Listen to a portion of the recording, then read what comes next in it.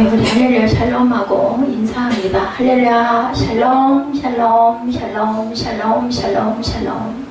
하나님 사랑합니다. 여러분 주 안에서 사랑합니다. 오늘 사사기 4장 말씀에 우리 잘 아는 드보라 선지자 이야기, 사사로서 네 번째 선지자입니다. 우리 지난 주일날 그 왼손잡이 에봇 이야기가 아마 나왔었을 거예요. 여호수아에서 나왔던가요? 온니엘이 첫 번째, 그죠? 누구죠? 이산지를 내게 주소서 했던 갈렙의 동생이죠. 온니엘이 첫 번째 사사, 그 다음에 왼손잡이 에훗, 여러분 아시죠? 두 번째 사사, 그리고 세 번째가 삼갈입니다. 삼갈. 소문은 막대기로 블레셋 사람을 물리쳤던 삼갈. 그리고 네 번째 지금 드보라, 그 다음은 기드온입니다. 거기까지만이라도 우리가 좀 기억을 하고 갔으면 좋겠어요. 드보라 다음에는 우리가 잘 아는 기드온 용사, 그죠? 하나님께서 큰 힘을 주셨는데 그만 여인에게 빠지는 바람에 힘을 잃어버려. 그 기드온 이야기. 오늘 사사기 4장 주석 전체 한번 살펴보도록 합니다. 오늘은 그래도 4장 24절까지 있어서 길지는 않습니다. 오늘 중심 주제는 1절에서 16절까지, 16절에 바락의 그의 병거들과 군대를 추적하여 하로셋 학고임에 이르니 시스라의 온 군대가 다 칼에 엎드려졌고 한 사람도 남은 자가 없었더라. 끝으로 이렇게 말씀하죠. 에봇이 그죠? 사사 노릇을 잘하고 갔는데 그가 죽고 나니까 40년 동안 잘 통치를 했는데 그랬더니 그만 또 모두 다 이스라엘 자손이 여호와의 목전에서 악을 행하는 그런 사건이 다시 일어나는 사장입니다.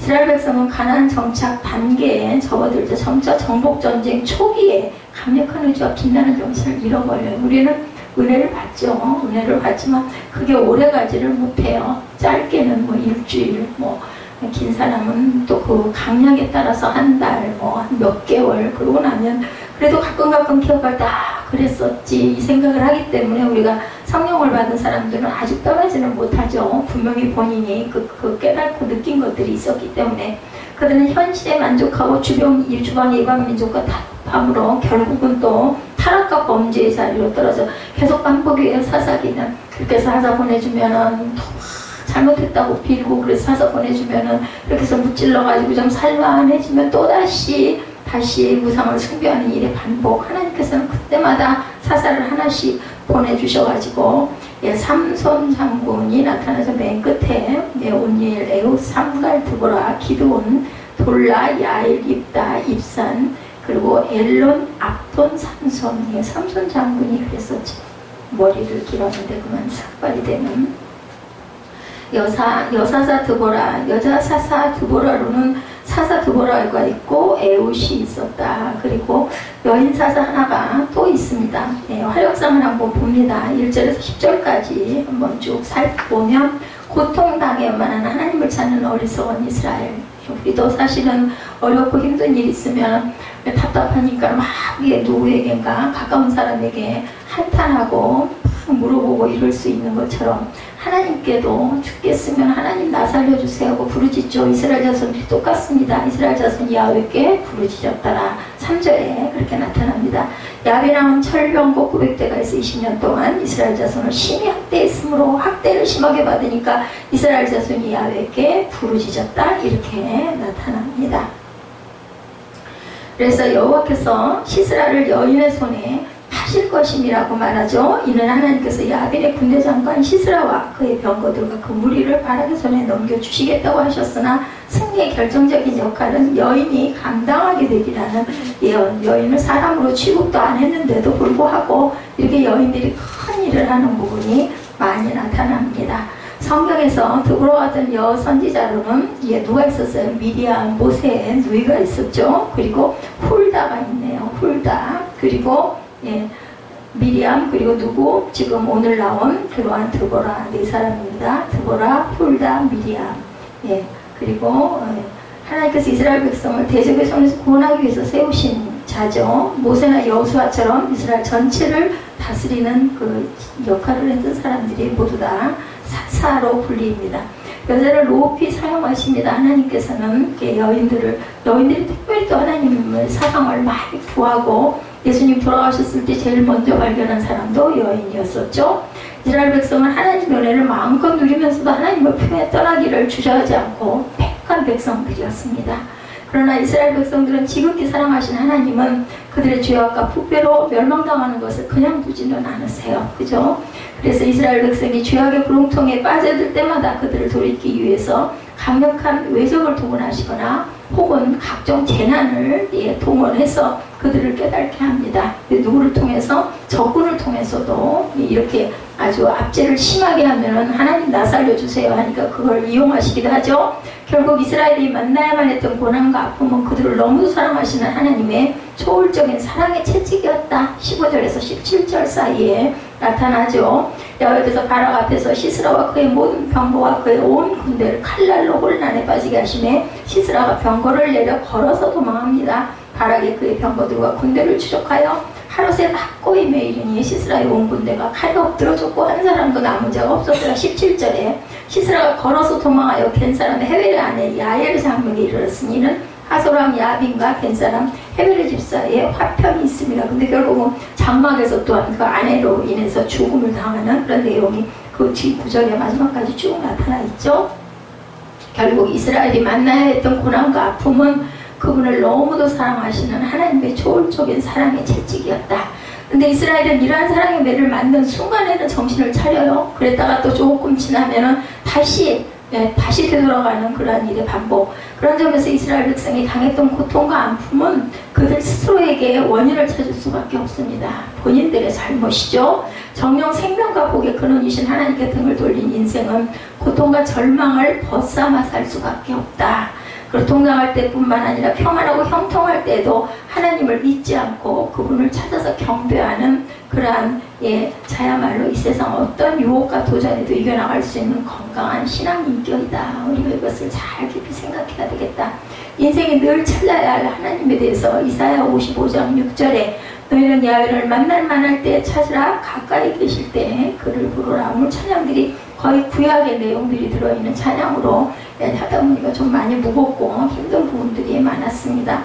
환난 날에 찾을 하나님에 대해서 시편 50편 15절에 우리 잘 아는 말씀이죠. 환난 날에 나를 부르라. 내가 너를 건지리니 내가 나를 영원롭게 하리라 하고 말씀을 하시죠. 여자를 높이 들어 사용하신 하나님이죠. 훌다가 있었고 그리고 도라가 있었고 미리암이 있었습니다. 범죄한 이스라엘 백성을 징벌하기 위해서 하나님은 철병고 구백성 등 강력한 무기와 전력을 갖춘 가나안 왕 야빈을 일으키셔서 이스라엘을 징계하시죠. 징계하고 책망하십니다. 그러나 이스라엘을 절망 가운데 들여주지 아니하시는 하나님께서는 여사사 드보라를 세워서 이스라엘을 구원을 하는 내용이 4절에 나타나죠. 그때 랍비도스의 아내예요. 심지어는 결혼한 여자입니다.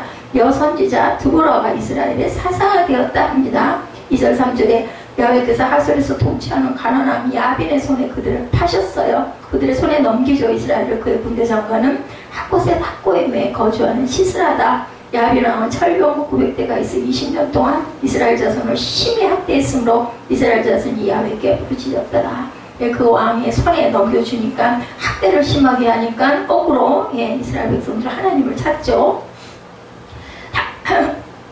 당시 여자의 지위는 말할 것도 없이 정말 사람으로 여기지도 않고 숫자 치지도 않는 그러한 시대였다는 거 여러분들 알 겁니다. 남자들에게 종속되었을 뿐 아니라 심지어 그 가정의 재산 정도로밖에 여인들이 취업을 당하지를 않았습니다. 그래서 아들을 못 낳으면 거의 죽은 목숨이었었다는 거죠.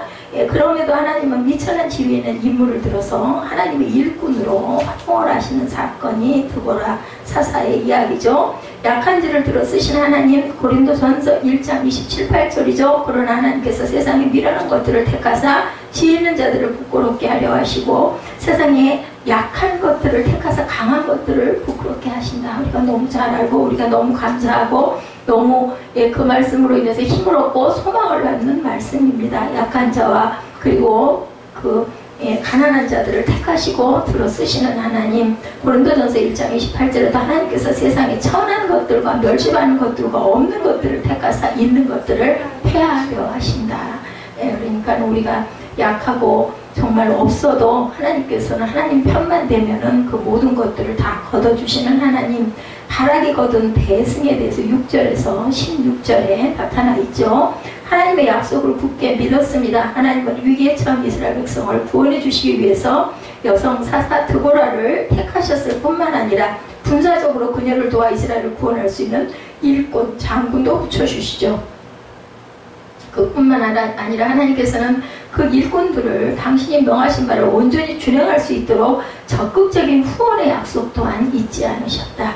이처럼 하나님은 당신이 세워주신 일꾼에게 무리한 요구를 하시는 분이 절대 아니고 불가능한 것을 말씀하시는 분이 아니다. 하나님은 그 일꾼으로 하여금 주어진 사명을 감당할 수 있도록 또한 용기와 확신을 불어넣어 주시고 또 그 맡은 바를 온전히 감당할 수 있도록 물심양면으로 후원을 해주시는 하나님입니다. 따라서 하나님의 일을 맡은 자들은 온 염려와 근심을 하나님께 맡기고 주어진 사명에 충성을 다해야 되겠다. 9절에 말씀하고 계십니다. 이르되 내가 반드시 너와 함께 가리라. 그러나 내가 이번에 가는 길에서는 영광을 얻지 못하는 이는 야훼께서 시스라를 여인의 손에 파실 것이니라 하고 드보라가 일어나 바락과 함께 게데스로 가니라. 드보라가 바락 장군이 당신이 안 가면 나도 안 가겠습니다 하니까 바락을 데리고 가죠.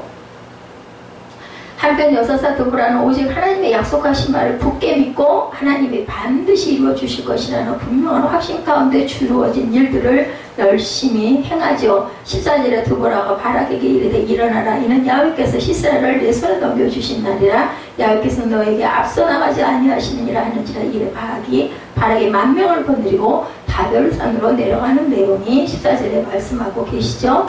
이처럼 하나님의 일을 맡은 일꾼들은 하나님이 약속하신 것을 의심 없이 믿고 받아들이는 절대적인 신앙이 필요하다. 정녕 믿음이 없이는 어떤 형태로도 하나님을 기쁘시게 해드릴 수가 없다. 히브리서 말씀이죠.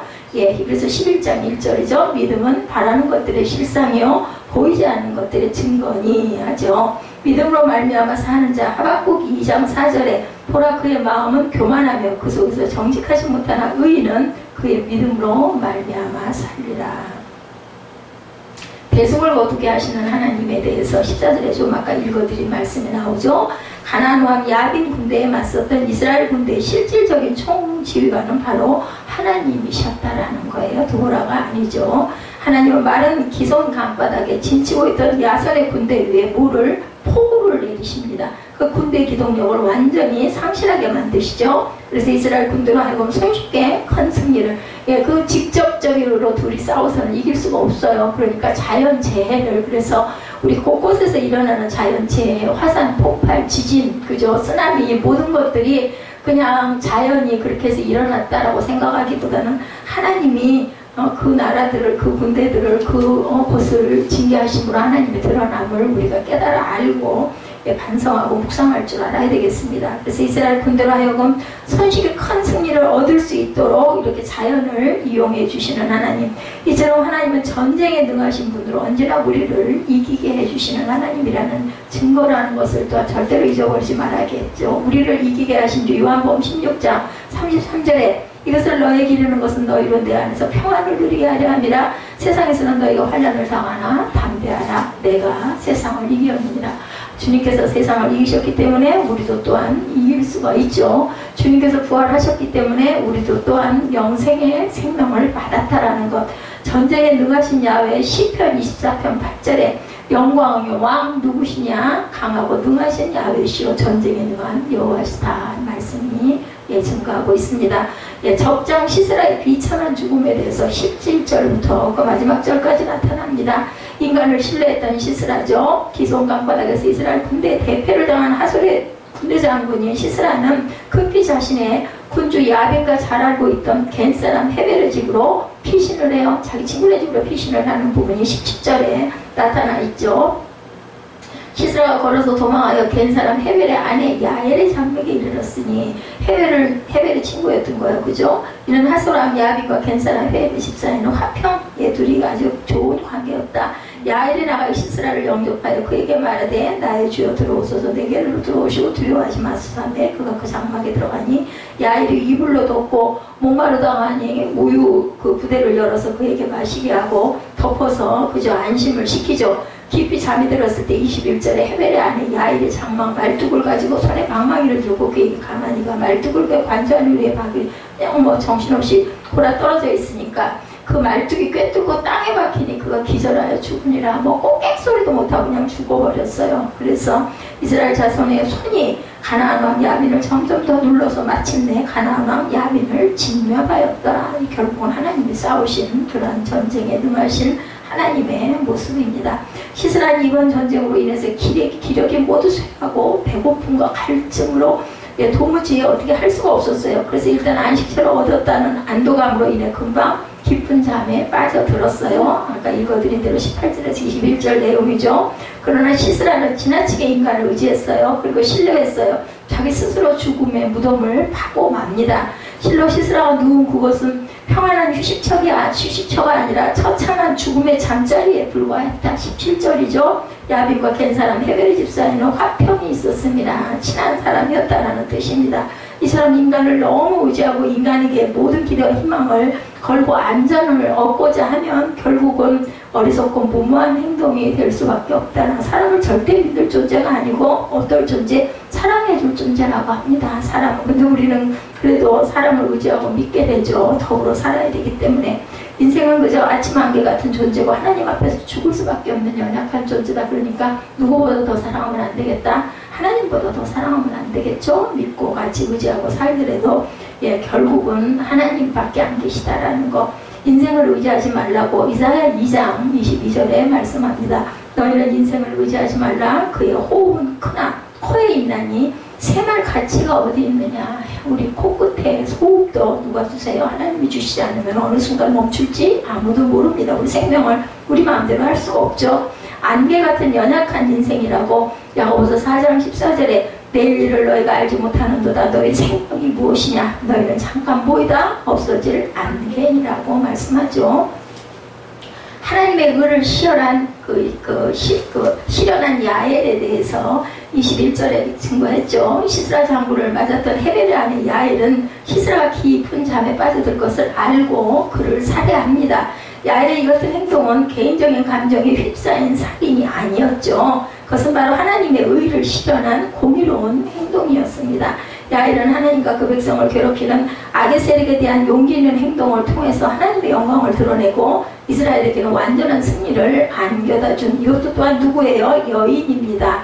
먼저 구할 것 그 나라와 의를 구하라. 그리하면 모든 것을 너에게 더하시리라.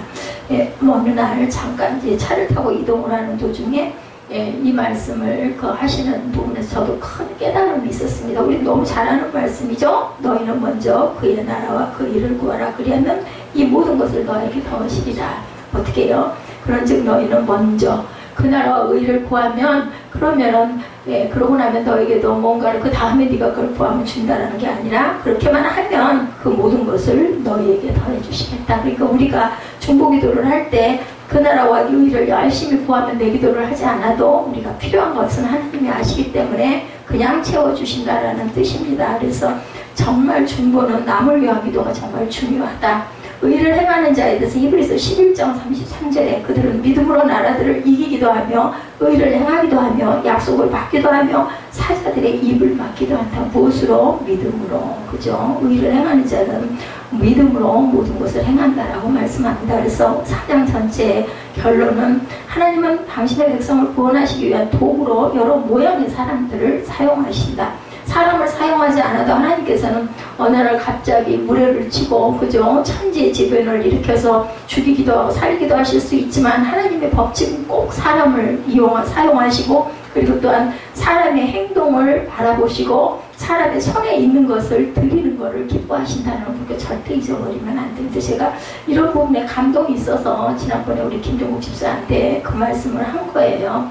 헌금을 하시라고 하십시오. 그리고 하나의 또 본보기이기도 했습니다. 아무 적어도 괜찮아요. 내가 무슨 한 10만 원은 해야 할 텐데 돈이 어디 있어. 이게 아니라 한 10,000원이어도 뭐 5,000원이어도 마음을 드리는 겁니다. 하나님께 구할 때는 이런 마음. 그래서 우리가 항상 마음이 있는 곳에 그 물질이 있다라는 말씀이 있잖아요. 아니 내가 특별한 뭔가 내 어떤 그 근심과 고통과 괴로움이 생겼으면 하나님께서 정말 힘들고 죽겠습니다 하고 드릴 때는 예물을 하나님께 올려드리면서 하나님께 소원을 하면 그냥 입으로 맨날 똑같은 기도하는 것보다는 하는 게 정성이 더 보이지 않을까. 그 믿음이 또한 믿음 가는 곳에 물질이 있기 때문에 제가 그런 부분에 감동이 그날 분명하게 있었습니다. 그래서 제가 말씀을 했던 게 생각이 나네요.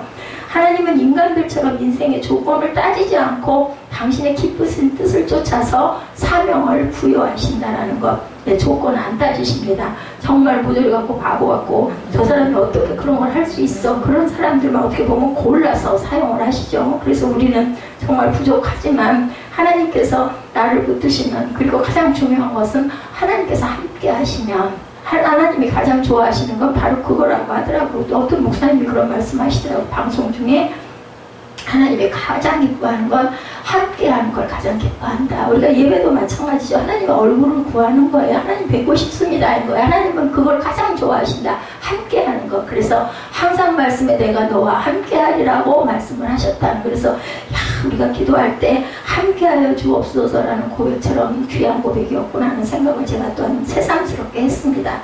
여호수아가 이스라엘 백성을 이끌고 하나님께서 약속하신 가나안 땅을 정복을 하죠. 그리고 그 정복한 토지를 각 지파별로 분배함으로 가나안 정복 사업은 일단 납치였습니다.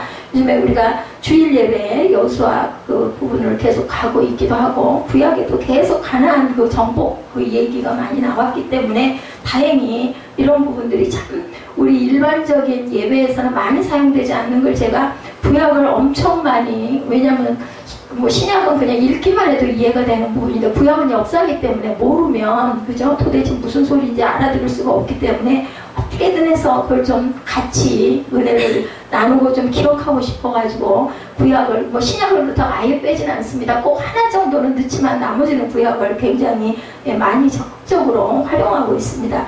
아직 정복되지 않은 상태로 남아있는 지역도 상당수 있었어요. 다 주셨는데도 불구하고 인간의 힘의 한계를 저는 이 구약 말씀, 이 가나안 그 정복 전쟁을 통해서 제가 굉장히 많이 느낍니다.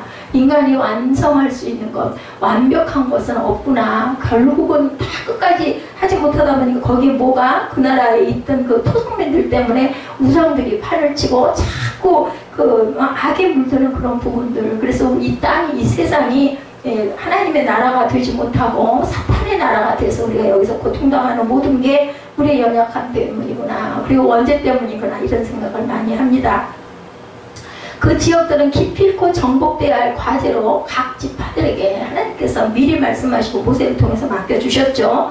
그럼에도 불구하고 가나안 주민들은 여전히 그 잔존 남아있는 세력으로 말미암아서 훗날 화근이 됐어요. 다 정복하지 못했기 때문에, 우리가 완벽하지 못하기 때문에, 우리가 연약하기 때문에, 우리가 믿음이 부족하기 때문에. 그래서 하나님께서 가나안 정복을 앞두고 말씀하셨죠. 민수기 33장 55절에. 그래서 이거 구약을 연결된 연결고리들을 알아야 하나님이 그때 그렇게 말씀하셨지 우리가 깨달을 수 있다는 거죠.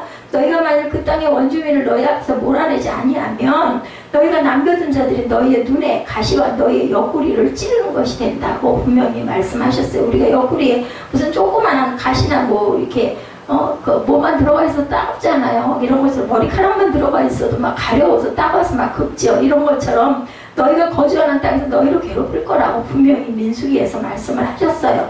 이 말씀은 이스라엘 백성이 광야 40년 생활 끝에 일주일이면 가나안 땅에 도착할 수 있는 모압 평지에서 하나님께서 하신 말씀, 일주일이 결국은 뭐가 됐어요? 결국은 못 가고 40년 동안은 막 도는 결과가 나타나죠. 이제 요단강을 건너면 이스라엘은 모든 문화와 문명 자체가 우상 숭배로 이루어진 가나안 땅, 모든 문화와 문명이 뭘로? 우상 숭배로 이루어진 땅이에요. 그런 데로 가게 되는 그 시점에서 가장 우려하시는 것 바로 이스라엘 백성들이 가나안 원주민들의 우상 숭배 유혹에 쉽게 넘어가리라. 우리도 문화가 막 문명이 발달돼 있고 문화가 화려하고 가보니 정말 뭐 발전지 같은 그런 데 가면 어때요? 막 나도 모르게 거기를 굉장히 사모하게 되고 그저 호명하고 바라보게 되죠. 뻔합니다. 그렇게 될 걸 하나님이 이미 알고 계셨다. 과거 애굽에서 생활할 때부터 각종 우상을 접해왔었어요. 그죠? 시내산 아래에서도 금송아지 우상을 만들어서 모세 내려오는 걸 못 기다리고 막 뭐 했어요? 금송아지를 놓고 막 제단을 쌓고 그리고 제사를 드리는 모양들을 우리가 보죠. 그런 전력이 있었기 때문에 하나님께서 우상 숭배를 철저히 차단하기 위해서 그 땅 원주민들을 아껴두지 말고 철저히 다 진멸하고 죽이라고 말씀을 하셨어요. 그런데도 말을 듣지 않고 못했죠. 신명기 7장 2절입니다. 내 하나님 야훼께서 그들을 내게 넘겨 내게 치게 하시리니 그때 너는 그들을 진멸할 것이라. 그들과 어떤 언약도 하지 말 것이요 그들을 불쌍히 여기지도 말 것이며. 예, 이렇게 말씀하셨어요. 저도 생각하기에 아유 잘못했다고 비르고 하면은 그냥 좀 용서해 주시고 다 죽이래. 하나님께서는 아주 너무 잔인한 하나님이야, 이런 생각을 하기가 쉽지만 왜 나중에 결국은 너희들이 그걸로 인해 엎드러질 것이라는 걸 아셨다라는 거죠. 그래서 이스라엘 백성들은 가나안 땅을 정복하면서 그 땅 원주민들의 각종 우상 숭배 모든 흔적을 깨끗이 소멸하고 없애라고 말씀하신 거예요. 그렇지 않으면 그 땅에서 온전하게 거주할 수가 없게 될 뿐만 아니라 그 때문에 하나님의 큰 영광을 받게 될 것이다. 예, 민수기 33장 51절에서 56절에도 증거하고 있습니다. 이스라엘 자손에게 말하여 그들에게 이르라. 너희가 요단강을 건너 가나안 땅에 들어가거든 그 땅의 원주민을 너희 앞에서 다 몰아내고 그 새긴 석상과 부어 만든 우상을 깨뜨려 산 땅을 헐고 그 땅을 점령하여 거기 거주하라. 내가 그 땅을 너희 소유로 너희에게 주었습니다. 너의 종족을 따라 그 땅을 제비 뽑아 나눌 것이니 수가 많으면 많은 기업을 주고 적으면 적은 기업을 주되 각기 제비 뽑은 대로 소유가 될 것인즉 너희 조상의 지파를 따라 기업을 받을 것이니라. 너희가 만일 그 땅의 원주민을 너희 앞에서 몰아내지 아니하면 너희가 남겨둔 자들이 너희의 눈에 가시와 너희의 옆구리를 찌르는 것이 되어 너희가 거주하는 땅에서 너희를 괴롭게 할 것이요 나는 그들에게 행하기로 생각한 것을 너희에게 행하리라. 네, 그들에게 벌주기로 했던 모든 것이 결국은 너한테 돌아갈 것이다. 모세의 후계자인 여호수아 역시 자신의 죽음을 앞두고 이스라엘 백성들에게 다시 한번 분명히 여호수아 23장 13절에 말씀하죠. 확실히 알아라. 너희 하나님 야훼께서 이 민족들을 너희 목전에서 다시는 쫓아내지 아니하시리니 그들이 너희에게 올무가 되어 덫이 되면 너희의 옆구리에 채찍이 되면 너희 눈에 가시가 되어서 너희가 마침내 너희 하나님 야훼께서 너희에게 주신 이 아름다운 땅에서 멸하리라고 말씀을 했어요. 예, 여호수아도 똑같은 이야기를 했던 거죠. 그런데 여호수아가 죽은 후에 각 지파는 분배받은 땅에서 그 땅 원주민들을 완전히 멸하지 않고 하나님께서 너희가 만일 그 땅의 원주민을 너희 앞에서 몰아내지 아니하면 너희가 남겨둔 자들이 너희의 눈에 가시와 너희 옆구리를 찌르는 것이 되어 너희가 거주하는 땅에서 너희를 괴롭힐 것이다. 예, 이렇게 말씀하죠. 과연 그 땅 원주민들로 인해서 수많은 고통을 그 이후에 당하는 것을 우리가 봅니다. 이러한 사실은 그 땅 원주민들을 멸하지 아니했을 뿐만 아니라 그 땅 원주민들의 우상숭배에 같이 빠져들어갔기 때문이다.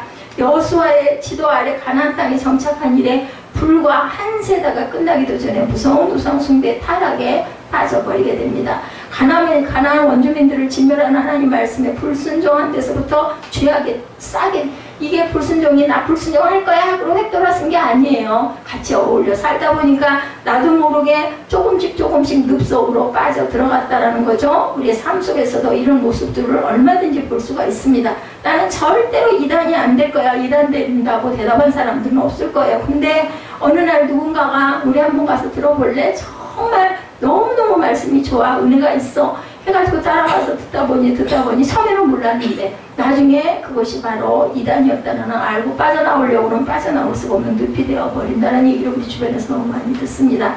죄악의 번식력은 이처럼 강하기 때문에 최선의 방책은 이를 미리 근절하라는 것이다. 나는 악은 그 모양도 따르지 말라고 얘기하죠. 그래서 하나님께서 그들을 전멸하라고 명령을 하신 것이다. 진멸이 아니라 전멸입니다. 다 죽이라고. 호미로 막을 것을 가래로도 막을 수 없는 상황에 이르기 전에 죄악에서 완전히 그 뿌리째 그걸 다 뽑아버리라고 말씀을 했는데 그만 그걸 다 못했어요. 여호수아가 죽은 후에 우려했던 대로 이스라엘 백성은 하나님 말씀에 불순종함으로 그만 우상숭배에 죄악에 빠지게 되었다. 불순종 같지 않은 불순종이었다. 그 사람들은 얘기할 거예요. 어떻게 어쩔 수가 없었다라고 얘기를 하겠죠. 이유는 다 있습니다. 근데 결국은 결과적으로 불순종한 결과가 되어버렸습니다. 결국 한 세대가 지나가기도 전에 하나님을 알지도 못하고 하나님께서 과거 이스라엘 백성에 행하신 일도 알지 못할 지경 후세대들이 아무것도 알지 못하는 세대들이 되어버리고 맙니다. 사사기 2장 10절에서 15절에 말씀합니다. 그 세대의 사람도 다 그 조상들에게 돌아갔고 그 후에 일어난 다른 세대는 야훼를 알지 못하며 야훼께서 이스라엘을 위하여 행하신 일도 알지 못하였더라. 이스라엘 자손이 야훼의 목전에 악을 행하여 바알들을 섬기며 애굽 땅에서 그들을 인도하여 내신 그들의 조상들이나 야훼 하나님을 버리고 다른 신들과 그들의 주위에 있는 백성의 신들을 따라 그들에게 절하여 야훼께서 진노하시게 대하였을 때 곧 그들이 야훼를 버리고 바알과 아스타롯을 섬겼으므로 야훼께서 이스라엘에게 진노하사 노력하는 자의 손에 넘겨주사 그들이 노력을 당하게 하시며 주위에 있는 모든 대적의 손에 팔아넘기심에 그들이 다시는 대적을 당하지 못하였으며 그들이 어디로 가든지 여호와의 손이 그들에게 재앙을 내리시니 곧 야훼께서 말씀하신 것과 같이 야훼께서 그들에게 맹세하신 것과 같아서 그들의 괴로움이 심하였더라. 이렇게 말씀합니다. 이렇게 이스라엘 백성들이 하나님 말씀에 불순종해서 우상숭배의 죄악을 범할 때마다 하나님께서 진노하셔서 그들을 노력하는 자의 손에 넘겨주어서 노력을 당하게 하시고 주위에는 모든 대적의 손에 팔아넘기시고 그들이 다시는 대적을 당하지 못하게 하는 결과가 일어났다. 그래서 그들이 어디로 가든지 야훼의 손이 그들에게 재앙을 내리셨다. 예, 2장 14~15절에 말씀하죠. 온갖 수단과 방법을 다할지도 하나님의 형벌을 절대로 피할 수 없게 만드신 하나님. 그렇게 되자 이스라엘 백성들이 고통이 극심하니까 결국은 누구를 찾았겠어요? 아이고 하나님하고 찾았죠. 그때마다 사사를 세워서 구원해 주시는 하나님. 사사기 2장 18절에 야훼께서 그들을 위하여 사사들을 세우실 때에는 그 사사와 함께 하셨고 그 사사가 사는 날 동안에는 야훼께서 그들을 대적의 손에서 구원하셨으니 이는 그들이 대적에게 임박한 괴롭게 함을 받아 압박과 괴롭게 함을 받아 슬피 부르짖음으로 야훼께서 뜻을 돌이키시며거늘. 그래도 안타까워서 사이사이 사사가 살고 있는 살아있는 동안은 평안을 주시는 하나님. 드보라는 BC 1225년경 이러한 사사 시대에 하나님께서 세우신 최초의 여자 사사였다라고 나타납니다. 이스라엘 백성들이 거듭 우상숭배의 죄를 범하자 하나님께서 이번에는 가나안 북부 성읍 중 가장 강력한 군대를 지닌 하솔 왕 야빈의 손에 넘기십니다. 가장 강력한 가나안 북부에 다시 말해서 하솔에서 통치하는 가나안 왕 야빈의 지배를 받게 하셔서 고통을 당하게 하시고 그의 총사령관은 누구였다? 히스라였다고 나타나죠. 야빈은 당대 가장 강력한 철제 무기인 철전차 900대를 소유하고 있었고 20년 동안 이스라엘 백성을 잔인하게 통치를 했습니다. 그래서 이스라엘 백성이 야훼께 부르짖죠. 이때 여선지자 드보라가 이스라엘 백성의 사사는 재판관이라는 뜻을 갖고 있어요. 저지라고 나와 있습니다. 사사를 영어로 보면 백성들의 소송 문제를 해결해주고 있었어요. 이 여사사 드보라가 잔혹한 철검 통치의 압제에서 고통당하는 이스라엘 백성을 구하기 위해서 하나님의 부름을 받죠. 드보라는 먼저 납달리 자손 중 바락을 불러서 야빈을 치는데 선봉장으로 세우고자 합니다. 납달리 지파는 당시 야빈으로부터 가장 많은 괴로움을 당한 지파였기 때문에 어느 지파보다도 가장 적극적으로 야빈의 군대를 공격하리라고 여겼던 거죠. 드보라는 바락을 불러서 말하죠. 4장 6~7절이죠. 이스라엘의 하나님 야훼께서 당신에게 이런 명령을 내리셨다. 너는 납달리 지파 스불론 지파 사람 10,000명을 이끌고 다볼산으로 가라. 그러면 내가 철전차와 많은 군대를 거느린 야빈군의 총사령관 시스라를 기성강가로 이끌어내어 내 손에 넘겨주리라. 그때 바락이 드보라에게 만일 당신이 나와 함께 가면 내가 가겠습니다. 그러나 당신이 나와 함께 가지 않으면 나도 가지 않겠습니다. 라고 대답을 합니다. 드보라가 대답하죠. 그러면 내가 당신과 함께 가겠다. 그러나 야훼께서 시스라를 한 여자의 손에 넘겨줄 거다. 그 아내를 통해서 죽죠. 당신은 가도 승리에 대한 영광은 얻지 못할 것이다. 라고 미리 얘기를 합니다. 그래서 드보라는 바락과 함께 가데스 전장으로 같이 가죠. 그리고 900대의 철전차와 모든 병력을 기송강가로 집결시킨 시스라와 마주하게 됩니다. 그때 드보라가 바락에게 말하죠. 일어나라. 오늘 야훼께서 시스라를 당신의 손에 넘겨주었다. 야훼께서 당신을 인도하실 것이다. 하나님께서 적장 시스라를 당신의 손에 넘겨주었다는 하나님 말씀에 확실한 믿음을 가지고 다볼산으로 나가라고 명령을 합니다. 드보라는 자신이 여성이기 때문에 전투에 나가는 것 자체는 어려웠지만 하나님 말씀에 대한 확실한 믿음을 가지고 하나님 말씀을 받은 그대로 들은 대로 전합니다. 그러므로 다볼산으로 가라는 하나님의 작전 지시에 확고한 믿음을 가지고 순종하며 반드시 승리하리라. 근데 네가 하는 게 아니라 어떤 여자의 손에 그 적장이 넘겨질 것이다 라고 얘기를 하죠. 적군 시스라가 철전차 900대를 보유하고 있어서 철제국의 하나를 제대로 갖추지 못한 이스라엘 군대로는 도저히 이길 승산은 전혀 없습니다. 이 전쟁은 하나님께서 이미 바락의 손에 넘겨주셨다라는 의미를 갖고 있죠.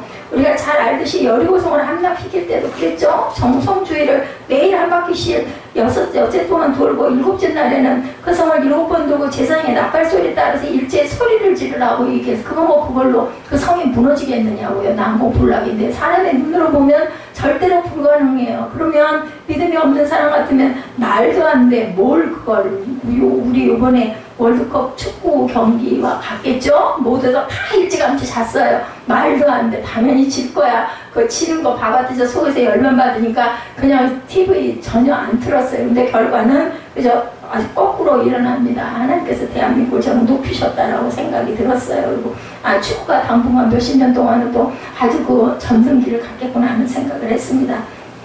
과연 철옹성 같은 여리고성이 한꺼번에 무너져 내리죠. 누가 이거를 감히 과학적으로 보면 말도 안 되는 일이 일어납니다. 하나님의 역사를 통해서 하나님께서 능력을 베푸셔서 그 거대한 여리고성이 기적같이 무너져 내리죠. 마찬가지로 바락이 하나님 말씀에 순종해서 자기를 따르는 10,000명의 병력을 거느리고 나가서 하나님께서 갑작스럽게 기송강을 범람케 하는 그러한 역사를 일으키시죠. 시스라 군대는 생각지 못했던 강물이 넘쳐서 그만 강물 속으로 철전차가 그냥 빠져들어가는 그런 역사, 진흙탕에 빠져가지고 무용지물이 돼버립니다. 전차가 물에 잠기고 나니 뭐가 됐겠어, 고철이 되고 말았겠죠. 이렇게 해서 아무 소용이 없는 그러한 것을 만들고 만다. 게다가 계속해서 범람하는 강물에 철전차와 군사들이 휩쓸려가자 시스라 군대는 그 순간에 엄청난 혼란에 빠져 도망가게끔 싸워보지도 못하고 결국은 지는 패배를 하는 역사가 일어나죠. 결국 시스라 군대는 한 사람도 남지 않고 물에 빠져서 전멸을 하고 맙니다. 하나님 말씀에 믿음을 가지고 순종하셔서 하나님께서 그 누구도 상상할 수 없는 초자연적인 방법으로 시스라의 군대를 격파시키는 사건이 일어났다. 하나님의 말씀에 믿음으로 순종하는 미련한 것 같은 것이 반드시 결과적으로는 승리한다는 사실입니다. 지혜서인 잠언 21장 30절에 31절에 증거합니다. 지혜로도 명철로도 모략으로도 야훼를 당치 못하느니라. 싸울 날을 위하여 마병을 예비하거니와 이김은 야훼께 있느니라 라고 말씀하죠. 다윗은 이러한 전쟁 경험을 수없이 겪으면서 어떠한 경우에도 오로지 하나님 말씀에 순종함으로 항상 이기게 되었노라고 고백하고 찬양합니다. 사무엘하 8장 6절과 14절입니다.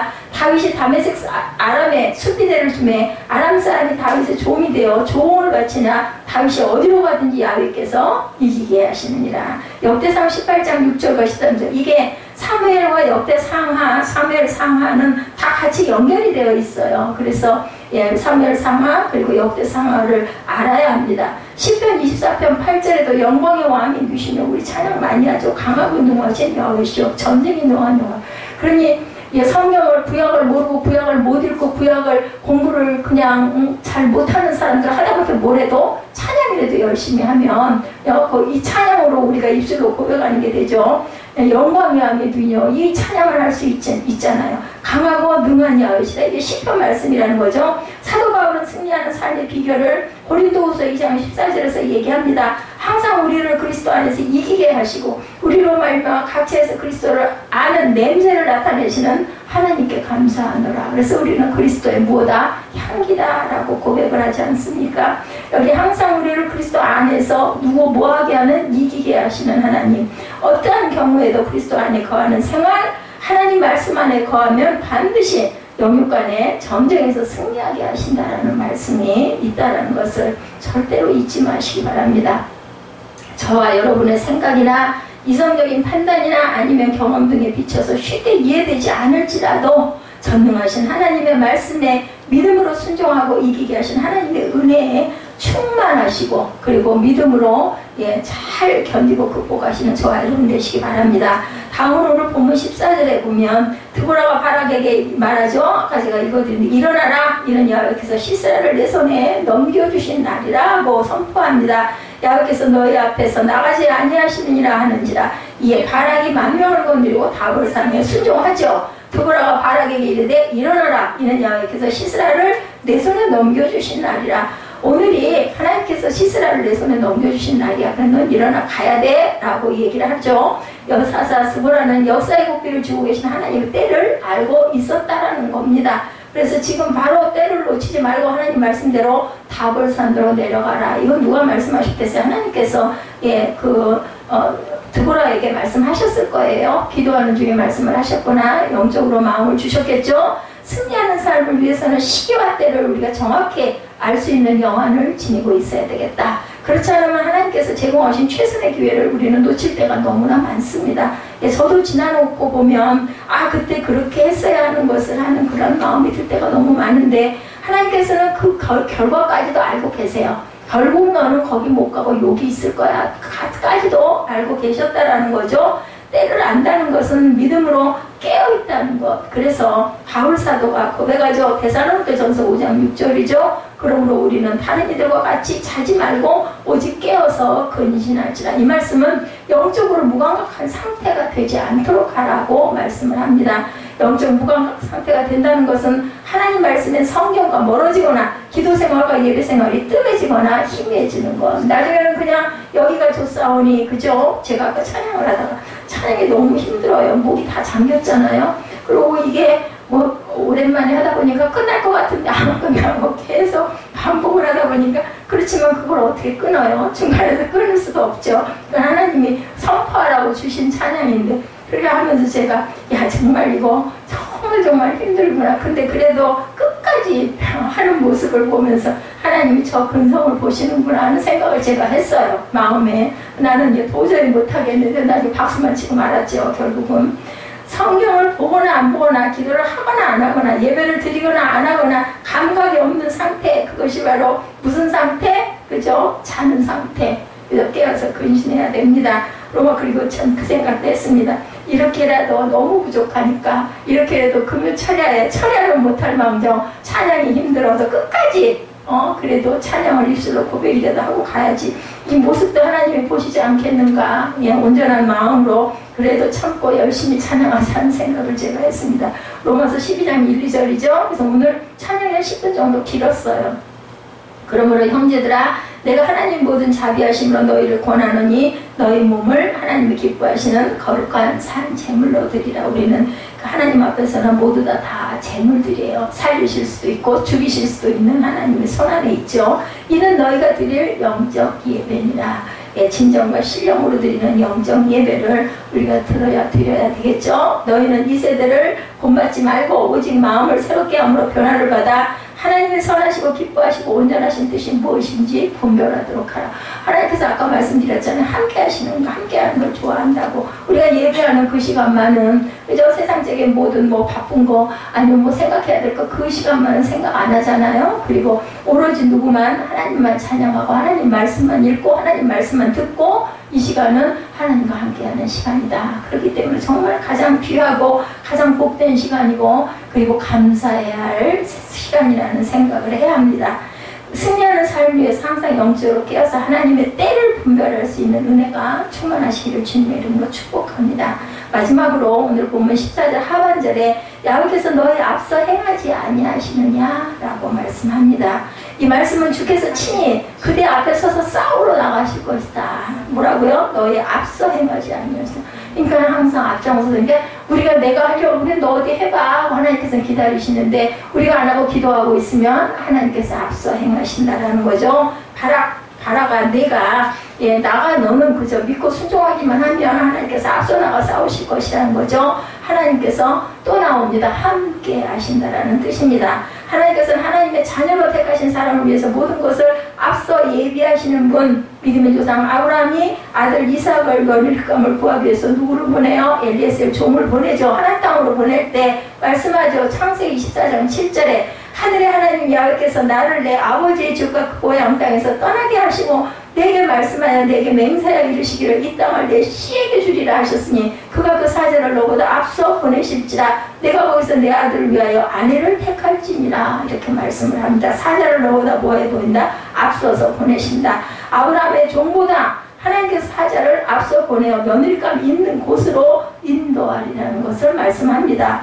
하나님 말씀에 따르기만 하면 하나님께서는 그 자녀들에게 약속하신 바를 이루시기 위해서 앞서 모든 것을 행하여 예비하시는 줄을 믿으시기 바랍니다. 이스라엘 백성이 출애굽해서 가나안 땅을 향해 광야를 행진할 때도 하나님께서 그 광야길을 앞서서 구름 기둥과 불 기둥으로 인도하시죠. 너무 잘 아는 말씀이죠. 시편 68편 7절에도 하나님이여 주의 백성 앞에서 앞서 나가서 광야에서 행진하셨을 때 이스라엘 백성이 광야 40년 행진 끝에 가나안 땅 입성을 앞두고 하나님께서 말씀하죠. 출애굽기 23장 20절에서 28절에 보니 내가 사자를 내 앞서 보내어 길에서 너를 보호하여 너를 내가 예비한 곳에 이르게 하리니 너희는 삼가 그의 목소리를 청종하고 그를 노엽게 하지 말아라. 그가 너희 허물을 용서하지 아니할 것은 내 이름이 그에게 있음이니라. 내 이름이 야훼 이름이 그에게 있다고 얘기를 합니다. 사자에게 있다라는 거죠. 내가 그의 목소리를 잘 청종하고 내 모든 말대로 행하면 내가 내 원수에게 원수가 되고 내 대적에게 대적이 될지니라.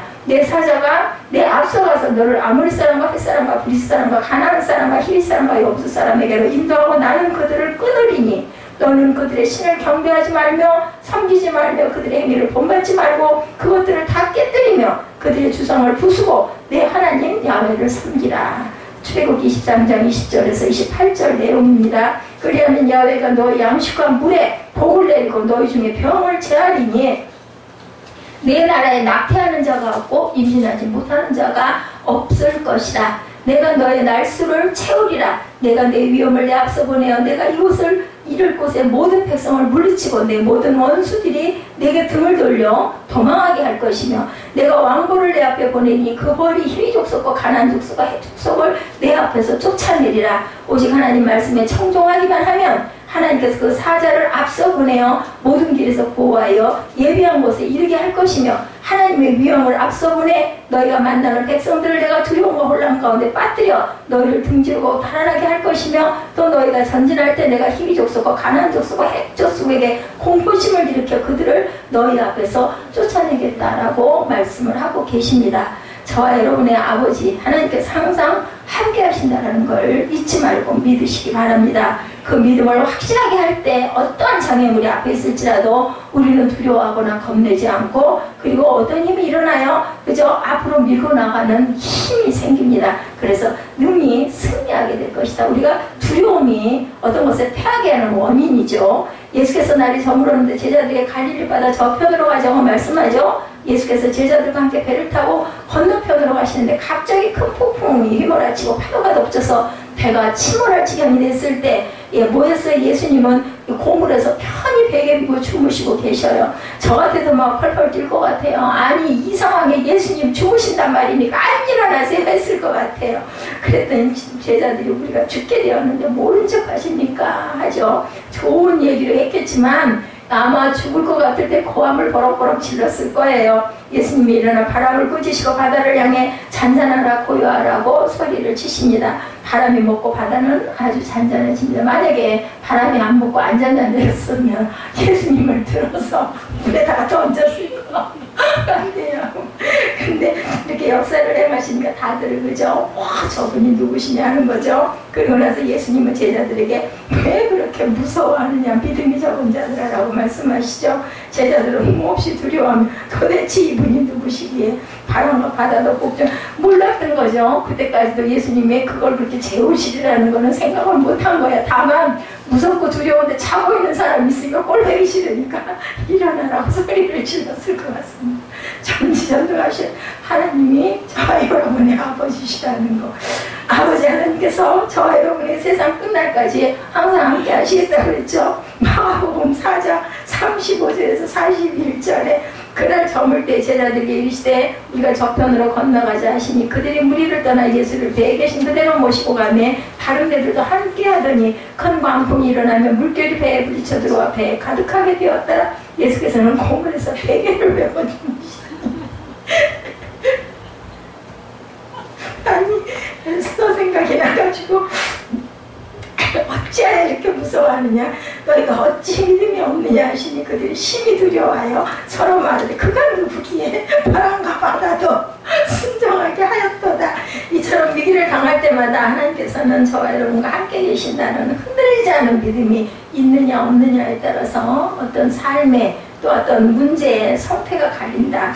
드보라의 승리는 하나님께서 함께 하신다는 확실한 믿음에서 비롯됐다는 걸 말씀에서 증거했습니다. 예수께서 저와 여러분에게 말씀합니다. 요한복음 14장 1절이죠. 너희는 마음에 근심하지 말라. 하나님을 믿으니 나를 믿으라. 마태복음 28장 20절이죠. 볼지라도 내가 세상 끝날까지 우리가 너무 좋아하는 말씀, 에스더가 좋아하는 말씀이죠. 너희와 항상 함께 있으리라.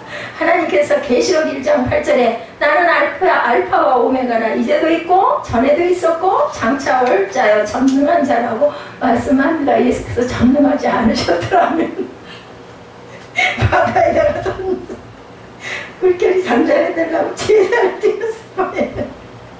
예수님이 물을 던져내가 저분이 누구시냐고 얘기하죠.